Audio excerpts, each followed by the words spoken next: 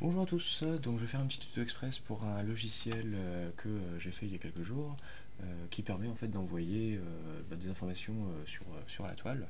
Donc par exemple si je marque un petit lol comme ça, je fais envoyer, donc le mot de passe est bon, il a set, c'est-à-dire définit la variable var1 qui vaut lol. Voilà. Donc si par exemple je fais lire, il va lire lol. Donc comment est-ce que ça fonctionne? On peut voir ici le code source. Il va lire en fait une URL, donc je l'ai mise ici, hein, c'est plus simple.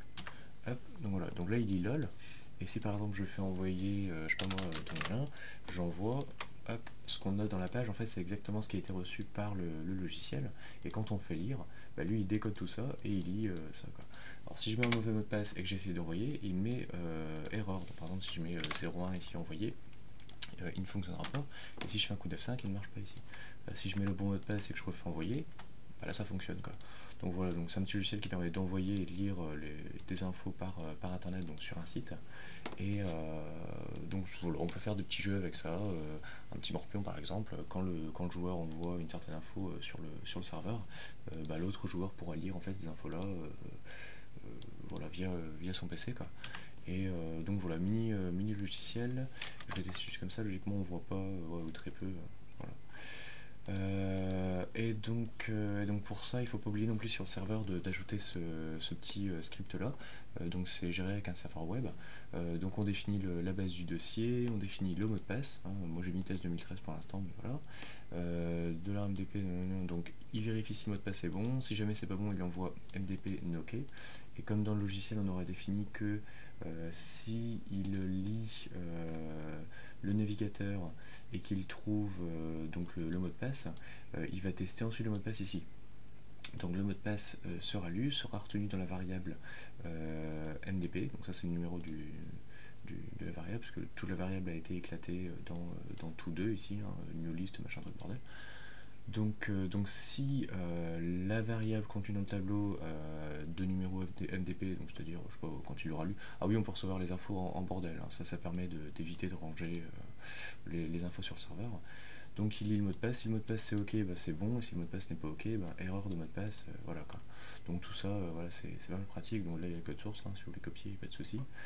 Et donc voilà quoi, donc ça permet d'envoyer des infos sur un serveur web, de les lire. On peut avoir plusieurs personnes qui lisent en même temps une information.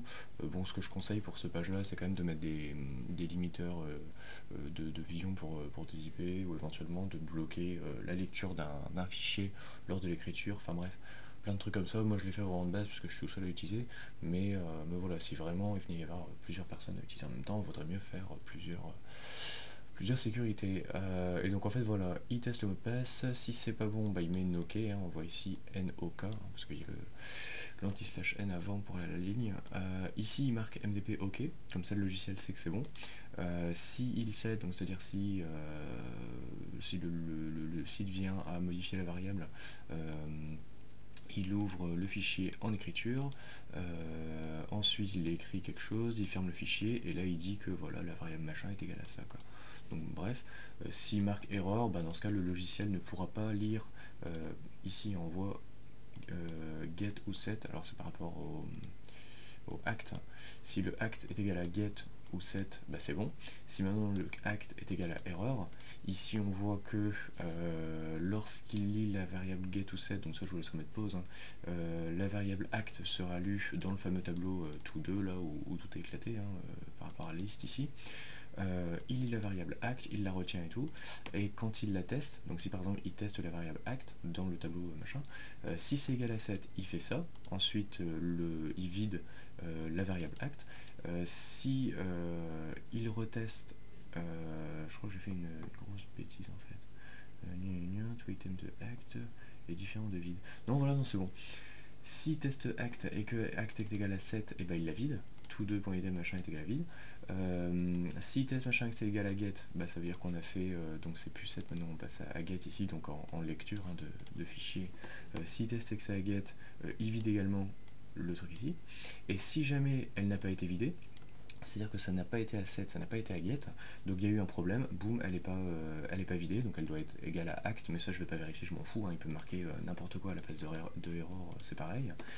Et donc là, il capte que ça n'a pas été modifié, ça n'a pas été lu, donc boum, erreur, gestion de getset, voilà quoi. Donc il y a eu un problème, donc si ça se trouve ici, il n'a pas réussi à ouvrir le fichier ou autre quoi. Donc voilà. Donc comme ça, il prévient que voilà, il y a un blème dans la lecture et l'écriture sur le serveur quoi. Donc voilà, mini tuto, c'est assez express parce que voilà, j'ai vraiment pas du tout le temps de le monter, mais bon voilà, il y a le code source, il y a le fonctionnement, ça marche quand même bien. Si vous avez un bon serveur web, que ce soit un free ou autre, ça fonctionne puisque c'est par URL, hein, comme on a vu ici. Voilà, il envoie ici des infos juste par URL quoi. Il modifie l'adresse du navigateur, et lorsque le navigateur est prêt, c'est-à-dire ready state à 4, ready state, là si c'est bon, si c'est 4,